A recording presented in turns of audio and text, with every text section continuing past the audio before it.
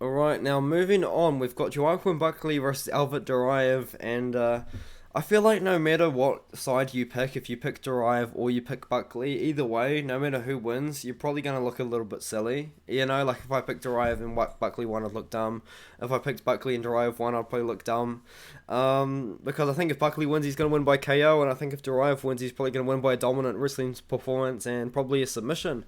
But yeah, I'm going to be going with Duraev. It's a tough one though because Joaquin Buckley, he struggled somewhat in the exchanges in the wrestling with Abdulrazak Al Hassan, who's nowhere near as good of a wrestler than Duraev. But Duraev did not like it at all when he got hit by Roman Kopylov, who's a lot less of a power puncher, who's probably a worse striker in general than Buckley. So what do you do? You know, like both guys definitely have a weakness in each other's strengths, but I think both guys are also somewhat a little bit overrated. I feel like maybe more so on the Buckley side, which is probably why I am picking Duraev. But Duraev, man, he came off a huge layoff, 3 year layoff to beat Kaya Bittencourt in the last one, and then he beat Roman Kopylov by decision.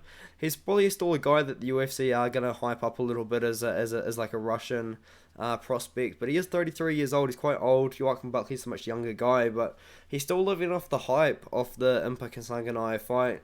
You know, he's trying to stay relevant, like bringing that tactical guy in to his last UFC fight. Like he's just doing things to try and stay relevant. And I think now we just need to start paving his way in the UFC. You know what I mean? That makes no sense at all, but that's kind of what I'm thinking. But I think that Buckley, you know, he doesn't have the best gas tank in the world.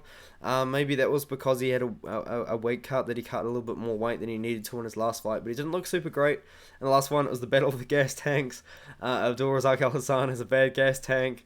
Buckley has a bad gas tank. That is what it is. Duraev definitely has a much better gas tank in this one here. He's gonna be prepared to go 3 rounds. But I think what's gonna happen here is Duraev's gonna wrestle Buckley up against the cage for a few rounds, and then towards the end of the second round or the third round even, Buckley's gonna be very tired, and Duraev's still gonna be somewhat live in the wrestling exchanges, and I think he's gonna do what a lot of these Russian wrestlers do like to do, and that is put you up against the cage, and when you give up your back to stand up, they grab onto the neck and they get the choke. So I will be going with Duraev to win in that way, to win by choke up against the fence, and in the second or third round, I think he should get a late